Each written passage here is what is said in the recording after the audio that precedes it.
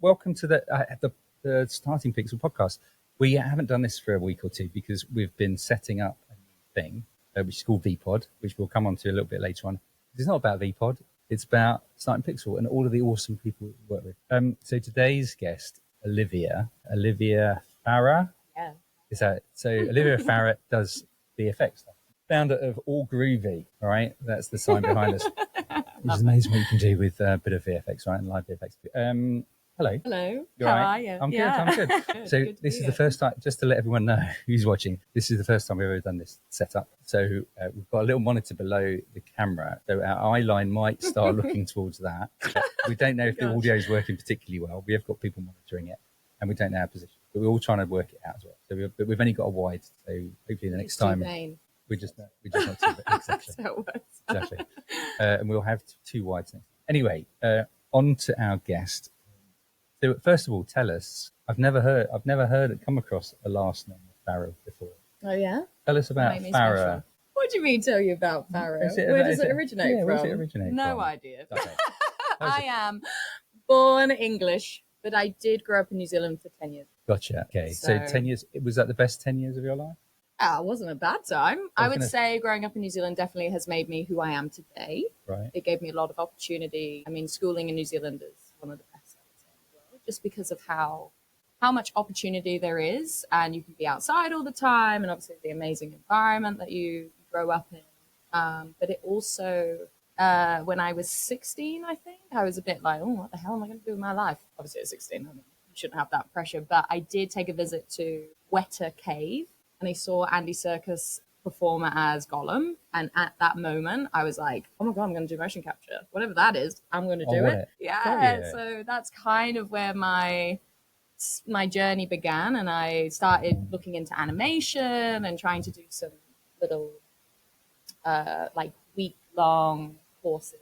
Go away and you learn. And I got accepted into a uni that held like 60 places, and it was an amazing moment because I was like, I am doing that. So that was in New Zealand? Yeah, that was all in New Zealand. And then at the end of my university, I won an award for VFX, and I think it got me recognized at Weta because. So hold on, go back a bit. Weta, explain Weta. Weta Digital. Weta. Yeah. Weta, okay. Sorry, saying my New Zealand. Weta Digital. And I went in as a motion editor. Got exposed to the stage. No. What is Weta? Weta Digital is a big production house that has done movies like Avatar, and at the Lord of the Rings. That's where it all started. So for me, it was like a full circle because when obviously at 16, I was like, yes, I'm going to do motion capture. Look at Andy Serkis. And then I ended up at the company that had inspired me. So it's like this full, so it was really, really cool. Peter Jackson. Yeah. Peter Jackson. It is. Yeah. So he did not, he's going to be very upset with me. We podcasted with James from Dimensions. He's a New Zealand. Right. And I think he did the same thing. Probably. Yeah. I mean, New Zealand's really small, but I think 80% of Wellington, people who live in Wellington probably were. Oh, really? I think that's how it works, yeah. So I went there a long time ago. I think probably, I know, it was a long time ago. Literally wasn't late 80s. Let's go back. 80s, right. Anyway, moving on. So you grew up in, and then, so you did that. So that's really cool. It's cool, That is pretty awesome. And then what? And so I was there for a year, and then they took a small break for about 4 months. And so I was like, woo, I'm 21, I think I was at the time. I was like, I'm going to go travel. You know, I had this English passport, obviously, I was born here. I jumped on the boat, landed on the shores of the UK. And then my first job, because I obviously started meeting people I was here, and a few of the Weta people had put recommendations while I was here to meet them. And Imaginarium Studios offered me a job while I was here. So I took the opportunity and stayed. You're right. Which again, like another full circle, because Andy Serkis owned that company at the time. Right. So I was like, oh my God, look at my life. What's going on? The dream, and now you found yourself at the apex of your life at the moment, sitting here with me. I know, it couldn't get any better. Okay, so how will I top this moment? Right. So you end up here, early 20s. Yeah, I was really young. Right. Sadly, Imaginarium went into administration at the time. That was like Imaginarium It's your 1. fault. No. And you know what? I'd literally only been there about a month or Oh, like a jeez. month and a half. I couldn't believe it. I remember everyone gathering the motion capture stage and being like, you're not going to get paid this month. And I was like, oh my God, Okay. I've literally just landed. But what it did was like, I remember calling my mum and being like, oh my God, this has happened. She was like, come back to New Zealand. Like, don't worry, we'll look after you. I was like, no, I'm like, this is not what I want. So I went traveling. Obviously, that's what you do, right? So I went traveling. And while I was out and about, I met a guy who, funny enough, I thought was just like a producer, but turned out he owned New Boyana, which is in Sofia, Bulgaria. And Sorry, New Boyana Studios. Yeah, it's like this big film studios in Bulgaria. And he offered me a job to build a motion capture stage for him. So I was like, hell yeah, let's do it. So I moved to Bulgaria for like 4 months. Yeah, it was sick. It was so cool. And then I just wanted a bit of a difference. Like, I think at the time I was like, no, I want to animate. Like, I wanted to be a motion editor. Right. So I ended up, because I did so many different roles at that job and I really loved working for Yarif, but I was just like, I'm not progressing the skill I want anymore. Right. And I'd like taught an entire team while I was there. And I was like, wow, I'm like 22. Like, what the heck's I'd like, am I gaslighting myself because I'm like, can I actually do this? But I remember just being like, I need a change. So I changed. I ended up at ILM. Then I went to Frame Store for a few years. Then I decided to go freelance. And that's when this is like 4 years. Transition. I had the best time. I'd like worked for Framestore a couple of years and got to work on Marvel and some really weird and wonderful projects that I think were kind of the start of virtual production as well. Like, I know virtual production got a name maybe like 4 years ago, right, when the LED stages started to but I used to do these crazy projects where we would motion capture a performer with facial tracking that was tethered, because obviously at the time, like, wireless data was not available.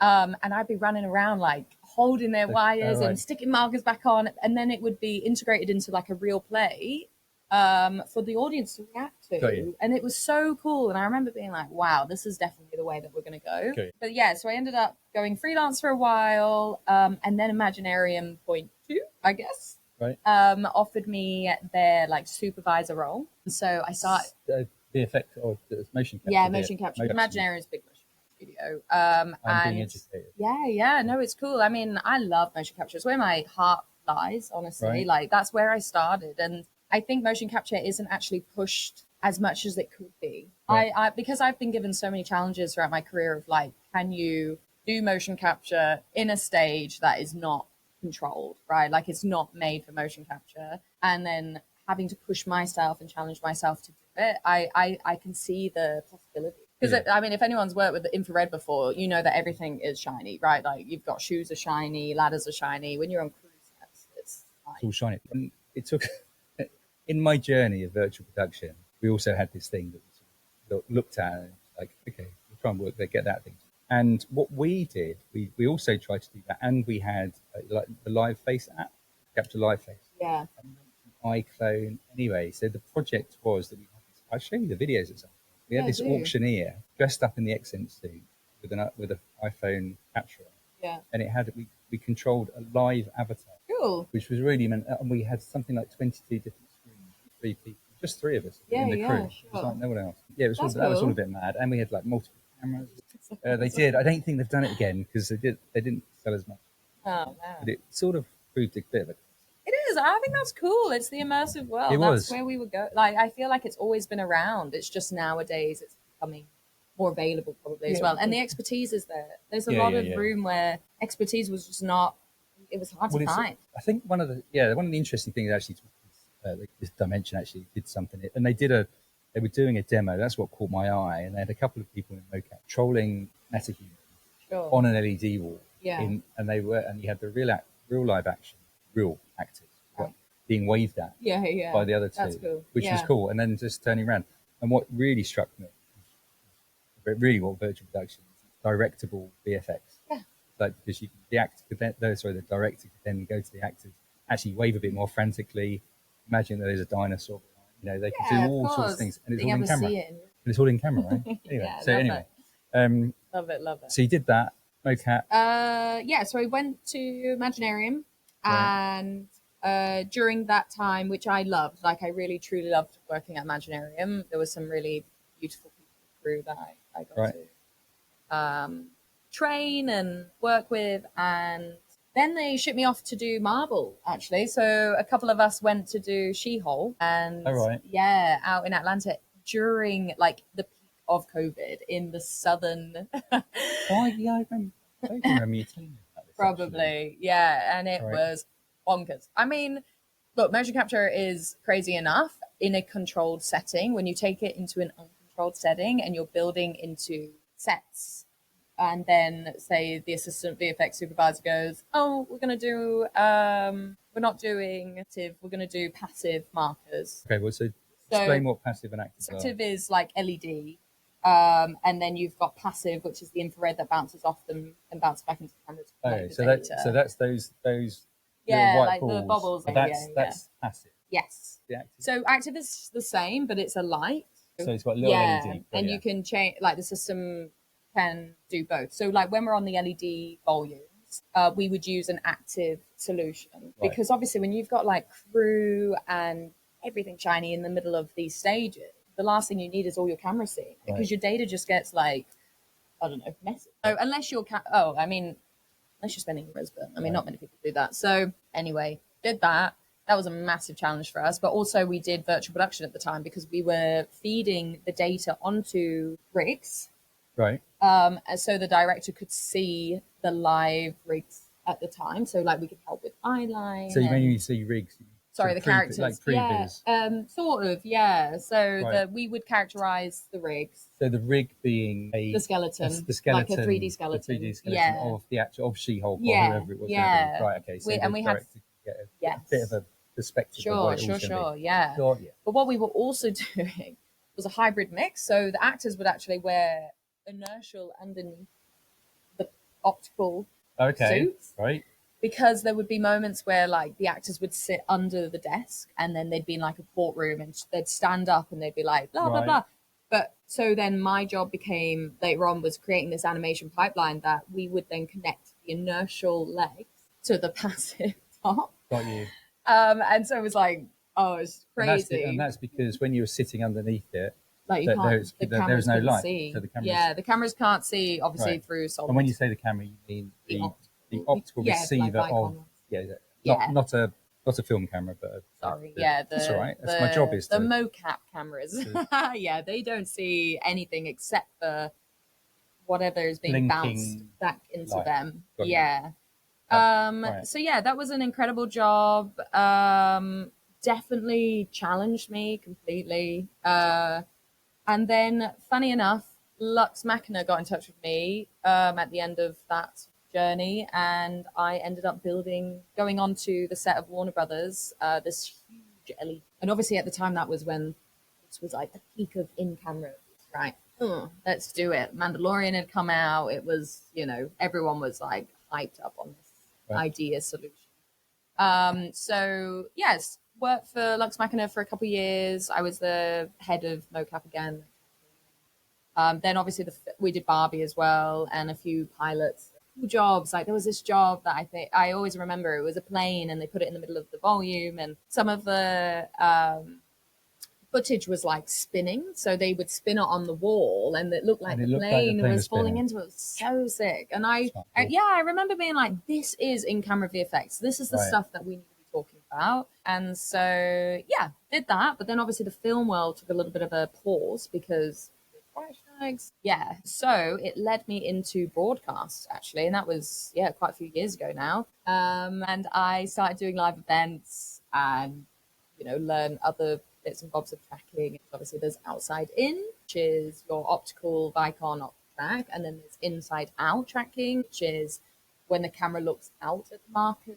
And this is for camera track. You've moved. Yeah, it's all similar. Reflective information, and then being able to map the space. Right. So if it's not a human performer or whatever your body, and then but with this would be a crown looking in at the crown, or the camera would kind of be the crown looking out at the mapping markers that you would put on the ceiling or the floor or whatever else. So Yeah, and that's actually where I met my now CTO, Xander, and we used to tackle these massive arenas together, which, again, I think you have to kind of like go through all these, really become, I don't think there's any experts out there, but I think it's in a case of experience. Like, I think you can learn skill if you're driven enough and you're up to it.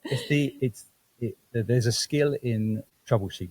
Definitely. And there's that skill that you gain where you almost get a second sense of where that trouble is. Yeah, don't you? Before it's happened. Because you're like 10 steps in front. Sort of know what's going to happen. And if it goes over, you get a general sort of feeling that it sort of could be this bit in this area. But the ongoing joke is that, certainly Unreal Engine. It's only one click box away from happiness. There's 10,000 click boxes, Which right? one? Yeah, that's funny. Love it. Yeah. So, okay. So that's interesting. So you went to broadcast. What sort of broadcast company? So, what sort of shows did you do? So we did Riot Games. We did a few sports events, which was really fun. So it was AR in the opening ceremony, really. Or so explain a bit about what AR is.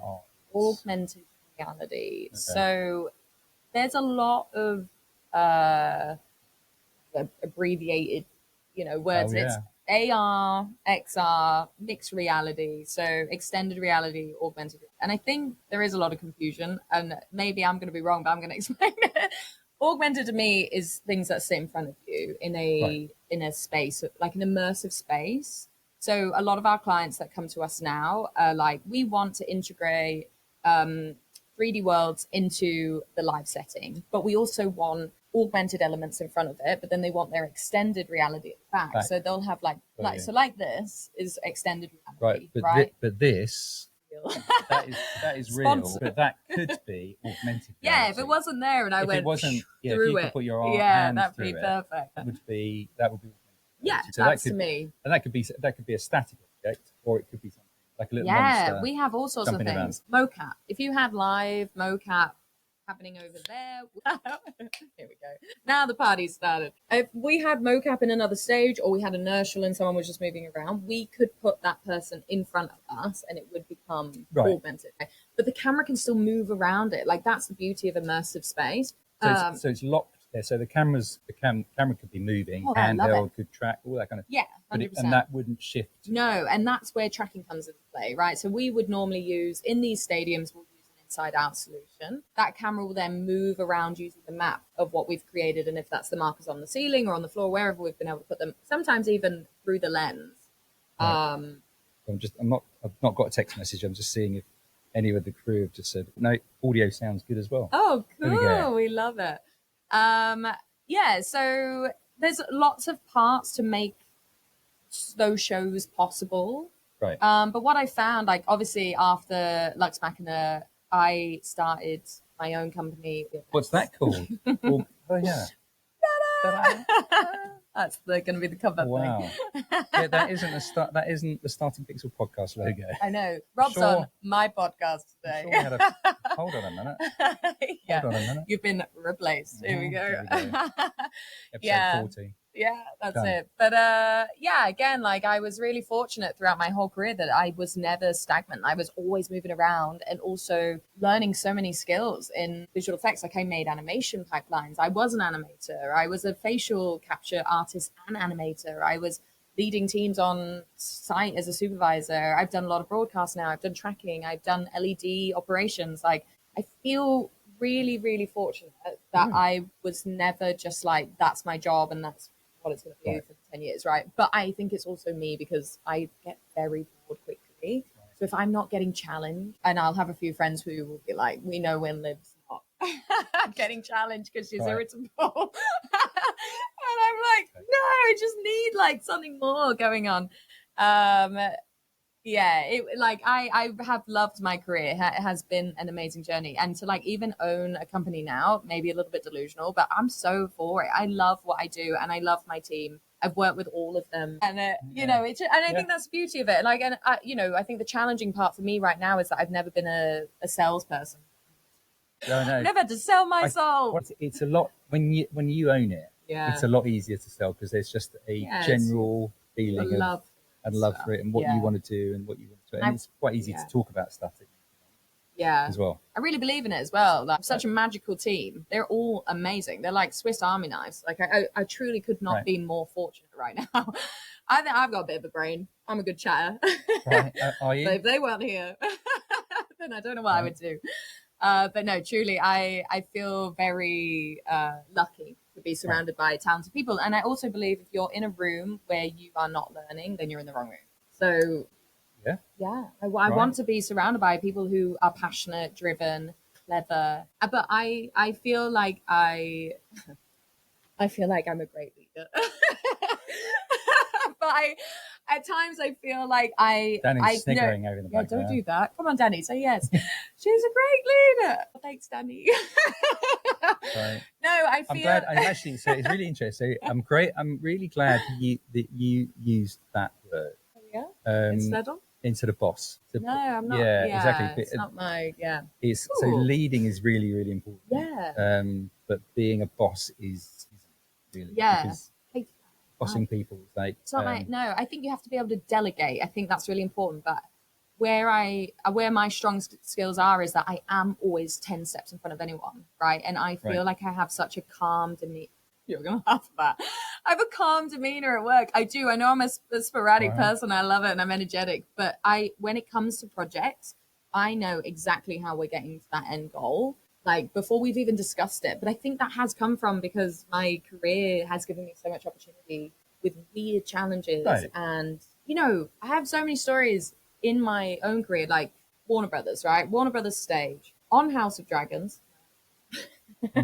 On House of Dragons. I remember there were times where they would roll in some like water guns in the last minute, right? And they'd just come in and I'd look at it like 30 minutes out from filming. I'm here just trying to put the crown on the camera. Oh, well, that's not waterproof. So how the hell are we going to do that today? And I would just have to act quick. And I would make so many friendships on these crews because also, I mean, one thing that we haven't touched on is this tech, bringing it into traditional departments and like crews you have to be very sensitive, especially in film. You have to build this trust with them. You have to navigate like how, if things hit the fan, will you help me? And by building this friendship with the crew, they do want to help you. And actually they get even more fascinated about how you do it. Like they're like, can I wave the wand? Like that's always how it happens. But I remember on this day, and one of the camera crews had come to me. Oh yeah, we were having a conversation, and he was like, "Torrential rain. We're all wearing shower caps outside." Right. And I was like, "Do you have any of those shower caps left?" I ended up wrapping that crown like there was no tomorrow with duct tape, and like climbed the rig, making sure the Vicon cameras were okay because obviously this technology is expensive and they've got war guns going everywhere. And I just remember these days where I'm like hanging in the rig going, wow, what a weird job. Yeah, you're right. It's interesting. If you wouldn't have been able to fix that, if it wasn't you, if it was someone else and all that kind of stuff, that would have been it would have been really difficult to fix. I know. And it would have broken. And I guess like I didn't have that many legs on the back. The technology would have got the blame. Definitely. I think, not being flexible. It would have been like, what's the point of using all of this? It's too expensive. You don't have any solutions. Right. There was another time, I have to share the story. I walked into set and they had like 1,000 mini candles in the middle of the set. Or like one of these fire scenes where the girls are like lighting. I don't know if you've seen the season one. And I just went, does anyone not know how mocap works? I guess not. I'm going to have to really have a chat with like... I still had to shoot it. Well, the way that we changed, like, didn't change the software, but we really had to manipulate the software so that what was captured was the crown out of the fire, because it was full fire. The crown had to be like constructed outside. Then I would make a bounding box, and as it comes in, if it wasn't constructed before it went in, it would not stay, and you would lose all tracking. Right. And it's funny because I have a lot of tracking and motion capture, like performance capture stories, because I think actually that is the department that suffers the most. Well, We're like the first domino of the day, and nobody cares. Like they're like, dragging will be fine. But maybe that's why I'm so like energetic, because if I'm not positive about getting that day done, it isn't. Yeah, I think. But the flip side of that is that people don't learn that they can't come on set with water cannons or tell candles. me, like, why are we not having that conversation early? I think, like, we always have this conversation, don't we, Rob? Like, at the beginning of these productions, EP is always a last minute decision, or it has been decided, but they just haven't brought anyone in to have the discussion. Yeah, exactly, and like, right. imagine if I had been brought into those discussions much earlier, it would always be fine. It's just I could have probably handled it with less stress. But penny dropped to recently. It's weird, actually. Penny dropped for me recently. Someone has said to me, virtual production is something that engineers, if engineers had been asked to invent filmmaking, virtual production is what they would Cool. do. Okay, Right? that Right? makes sense. Fundamentally, though, it is artistic. It's creative. It's an incredible creative space where either art departments or directors, cinematographers, they're all creating on the fly, but then interjecting effectively a broadcast technology, Yes, right? yes, definitely. Which is something that has completely been created by engineers. The creativity is very limited. It's so precise, all of the standards, this kind of stuff. It is an engineer and technician paradise. And the tech is constantly changing. Yeah. So like it's just a challenge keeping up with it. You unless you have a job that is allowing you to consistently change with it, actually a lot of the processes stay the same, and then suddenly there's like 5 other options out there and you're trying to test those, but not really sure if they're going to work. Yeah. And so like you have to have opportunity to be R&D, to be able to test these things out to see if there's actually better options. I mean, we're really fortunate at the moment that my team, we have so much experience that we're able to like huddle together and have this conversation of like, how do we, because I don't think every shoe fits everything, right? No, totally. I people do get comfortable in what they know, and that is fine. Like I would too, but I also believe that you have to sit down with your client and your production and say, that just isn't going to work. And not many people are honest. And I think actually what I've recognized in the last year, having to sell my soul to to get work, it's like my humor, my charm. No, I love it. Hey, I actually do. I've always been part of the client side of things, but probably too late. Whereas now I'm getting to be right at the forefront of like even script reading, right? And I'm getting to recognize like, hey, you should do virtual production for this. It's definitely going to work for you. And it would probably be a cheaper outsource too. Right. Whereas I know people are still a little bit scared of it because VP did hit a bit of a knock at one point. Well, I think when things fail, that's the problem. Yeah. It's like if you've not got the right people, or suddenly, the director's tapping or the producer's tapping the foot going, how long is it going to be? Yeah. And if that person hasn't got a really broad depth experience, either being able to trouble or fix something like yourself and a bunch of other people on the starting picture. Sorry, I didn't hear that, Rob. What did you say? That's right. It'll pick up on that. And then the technology gets the blame. Yes. But for that, and it's no one's fault really. It's just because that's always how everyone has always done it. And bringing in sort of this techie at the beginning that is going to dampen and bore everyone with lumens and nanites and and motion tracking and all that kind of stuff. No, you know what? And I want dragons. Exactly. With water guns. Funny enough. Yeah, no truth, is it? Bring it all. Let's do the whole weather thing. Because I've actually been able to dabble in the creative side the last year and a half, which has been amazing because I love that side. I've always wanted to be a creative in that world. I feel like it's part of me. But what it has done for us as a team, because we're so little, our footprint's tiny. One, obviously that's really costly. I love it. But two, because I understand what they're trying to do, I'm able to bring these streamlined workflows to their production. And then and then they're actually like happier about it because I know there's logic behind all the tech and there are certain ways that you have to do it. But unless you can see the vision of what they're trying to get to, you're really just doing it as a guessing game, and like the last year has been a whirlwind for all of us, but we've really loved it because when you're in charge of the creative, you can do anything. Right. Well, yeah, you sort of what your sandpit is. Exactly. And it's difficult when I guess technology choices have been made by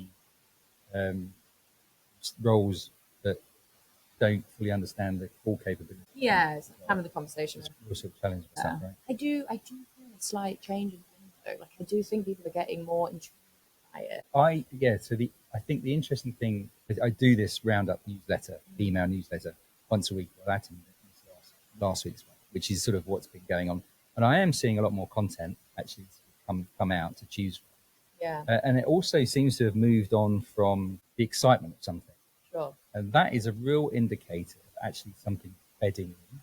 Because if you think about any technology AI, joked about it. It's like website. Everyone needed a website. Yeah. And then it became apps. Everyone needed a phone app. And then everyone needed this. And as soon as you sort of stopped talking about it, that's when actually people are starting to understand it a lot more. And understand, because they're not wowed by it being a shiny thing. Like, oh, it's a tool. Yeah. You can use it for this and for that. Yeah. And that's just fundamental. A great thing. But no one's an expert. Like, there are people who sort of... You can't be in tech. No. I think experience, I know people say this, but it is true. Like, experience is so important. Right. Expose yourself to everything, because there are just going to be moments where you go, oh, I've done that before and it worked, or it didn't work. So we're not going to do that. Do it that way, right? Yeah, truly. Yeah. Cool. And so you've got all this great. So what have you been up to? You've been to the south of France. I talked to What did you talk about? Similar to this, actually, I talked about bridging the gap between the creative and the tool, because I have a strong belief that, especially for virtual production, if this is the way that we're headed, we need to bridge the communication between the writer and the director, the DOP, and what we can offer them. Yeah. Instead of them coming in and then making decisions on the day, like, we should have just had conversations months in advance. Because like there's a really cool project that I'm kind of in the midst of at the moment, and it's similar like this, right? Like, there's a guy, he's written a script, he's really passionate about it. He's got a low budget though, right? But I've said to him, like, reading the script, you can do a lot of this MVP. What you will need is a bit of practical set, right? To create that illusion between the screen and the actor. However, you don't need that much, because if there's a lot of like hallway or garden, or I don't know, big scenes like that, and someone's just walking, we create it in 3D. You've got a guy walking along, you've got some pillars or something going past him. Bango, you got it, let's do it. Why are you building a whole set or having to ship everyone off to... I think actually, it's sort of one of the areas we really looked into, trying to run workshops for writers. Yeah, so that's cool. That's definitely what should happen. Yeah. Just to expose them. Say, because I think a lot of writers always self-censor if they've got an idea. They go, well, I'm never going to be able to write a sci-fi or a horror story that takes place on Mars in Paris. And in Dickensian time, right? There's no point in writing it. Is that something in the... Are you writing a script? Is that a hint? We could probably do it now, right? Yeah. But you can sort of see it and you go, okay, well, I'm not going to write that because TV budget, all this kind of stuff. Because actually, you and I both know, if it's done in the right way, all of that kind of stuff's really simple, but it's not. It's effective. It's really effective. It's a solution that would be effective to be able to tell us a particular story in a particular. It's like flexibility, having opportunity to create the weird and wonderful instead of building these huge sets and then having to add lots of the effects. Like, I remember times as an animator, as a facial capture animator, everything, and thinking, oh my God, we've got no time to do this because there's so much to do. Right. Whereas, like, I know that's a little bit, obviously it's performance capture, but I do think, like, even those moments, imagine capturing, like, you have a scene, the background's there, you've already done half the work, right? So there can be time and money spent on the most important things, and if that's like a VFX, like coming to life, that's where time and money should be spent on that. I think it's just opening up the conversation and being warm to these artists, because you want to. The thing that I've always thought is the thing that will bring it to life is the creative, getting hold of it as a tool and understanding what it will look like, and people willing to play in that sound. It was a bit, I think it was a production choice. Are we going to shoot location? Are we going to build a set, or can we shoot on a massive LED wall? But actually, it's not just about being a massive green screen. Definitely. The pop-up ones are amazing. Extended reality on the side. You do pretty amazing stuff with it. So you went to Cannes. I did go to Cannes. But it was, and then what else did you went? Work. Didn't you go to the media production technology show as well? Yes, I hosted. You hosted a session there. What was that about? It was about colour science. I was roped in by this one, the one and only, because he decided he didn't want to do it. So I hosted David Gray and Dan. So that was fun. I mean, it was. It is an interesting subject, that colour, which we'll get Dan and David in as well. Didn't you do one with that? So I have done a podcast with them, but, yeah. but we've got to do it in the With studio. all of them. Now we've got this thing too going on. good. Now. It's a big thing. It's a big opportunity as well. Yeah. Cool. What else should we talk about? Oh, no. Should we do No. transition? I was going to say, we can talk us. So, okay. So talk us through a bit about what you're about to show us next. Movie magic. Okay. So you are talking now to a podcast audience. Yeah. Who don't understand. Can't see it. No, they can see it. But what they don't know, they don't know really what they're looking at. What they're looking at the moment is us sitting in a studio. Yeah. That's kind of thing. Whereas actually, do you want to explain what we're doing, or go on, you explain explain to everyone where we are, where we physically are. Well, we're on Dean Street in a studio with a big green backdrop. Right. And by using our engine Unreal, we're able to key out the green. Okay, so whoa. Go back. What's Unreal? What do you mean? What's Unreal? It's a software that you're able to create 3D environments and render them out at real time, like this, using a green screen. Or what we do also is we don't use LED or green screen in a lot of our projects. We're in like stadiums, warehouses, right? And we just have to be able to place it on top of the media that we're getting. So this is AR thing.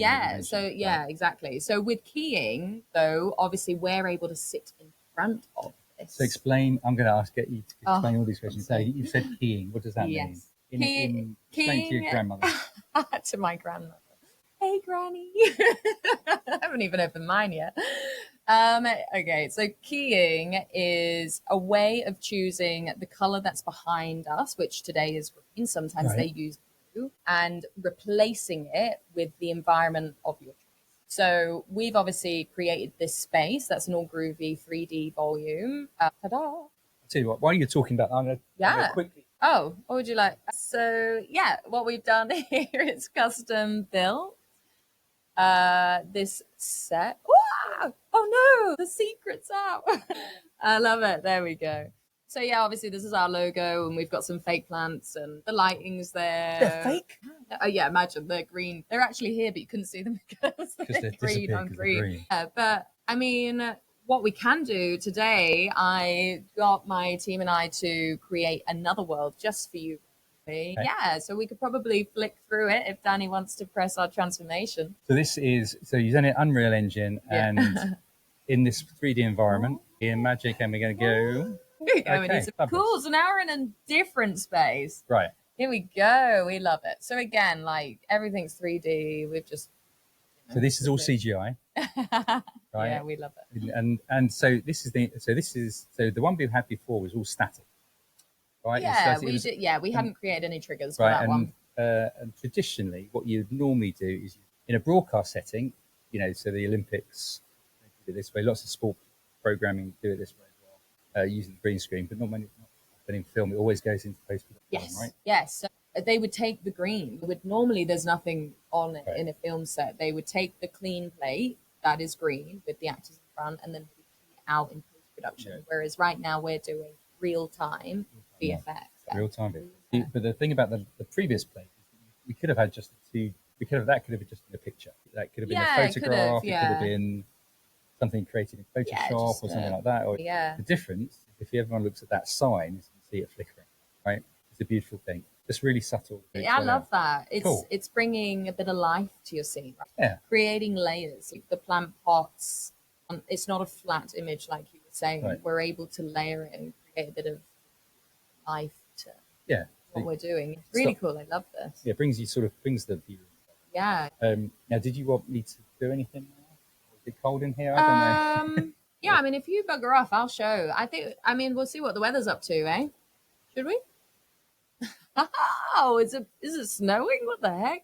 Wow, it's a bit cold. I mean, I should probably open my gin and tonic, but maybe I'll drink my coffee instead. Hold on a minute. What on earth? What? Oh, I mean, that's mine, dude. See ya. I know. Oh, well. But, I mean, it looks a bit cold. Do you reckon, Rob? Yeah, come back in. See what's going on. Weather does change sometimes. Does it? Yeah, it does. So it's snowing outside at the moment, right? Just in case anyone has not noticed. May. We love there it. we go. It's very much snowing Too now. good, too good. That's pretty cool. Yeah, we love it. We do Right. a lot of these effects when Got we're. you. I mean, obviously, this was created really quickly for this podcast because we wanted to showcase how like real time it can be. Right? Right. There's not a lot of limitations. You really can make, and we're at the moment we're actually making a lot of explosions and fire and everything, and it's so cool in this engine. But cool. Okay. It's a bit cool, Danny. Let's close. Do you think you can get over the top of some of this stuff, Olivia? Probably, but I am an Yeah. over the top person, There you so go. we love That's it. fine. No, I think pushing the limit actually is better than not because when clients come to me and they're like, "Can you do this thing?" I've probably already tested it, right? And if I can say no, but I'll give them the option. Right? Yeah. No, absolutely. And I think as long as it fits like the key thing is, and it always was a challenge working with technology companies, is that a new technology comes out, everyone gets really, really excited about it, and sort of insistent about using it, and creative technology leading the creative is always challenging because it always looks a little bit like your dad dancing, but it doesn't quite fit. Once a creative gets into it and actually understands, what that pencil can do, or what Photoshop can do, or what Unreal Engine can do, all those kinds of things, they will then bring, I guess the blinkers or the understanding of actually what their vision is versus definitely. let's do it. Yeah, and you know what I find, I'm quite passionate, but when I talk to my clients, I also feel like what they want to create, and it excites me, and I'm like, let's do it, let's push these boundaries because you can. I think that's really exciting, and it's all about perspective. Like I truly believe that what you can see through the lens is what you're going to see. Yeah. It reminds me of like when I was a kid, I used to do theatre, but I used to do theatre, and they used to say, Stop that, Olivia. Put that down. yeah, get in the naughty. Right. Stop talking. Not poking William with that stick. They used to say, if you can see the audience can see you, right? Okay.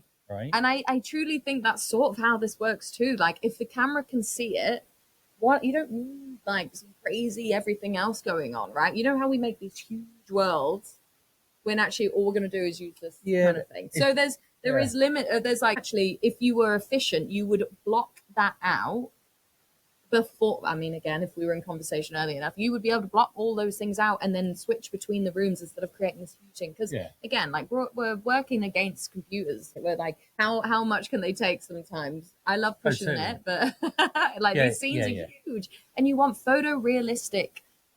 Like normally when we're working, we'll try create more illusions, right? So we'll do a 2D plates that look, so it'll be like photorealistic clips or something, right? And we're able to layer that because we know that our camera movement sort of, it's not going to swing round, so we don't need like full models.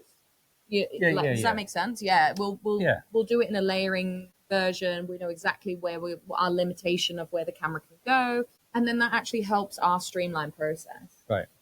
One, it doesn't take as long to do, the artist's time, but then we're able to like change over and make more for the clients. I was just sort of thinking, that if you were to do like a period piece, you wouldn't.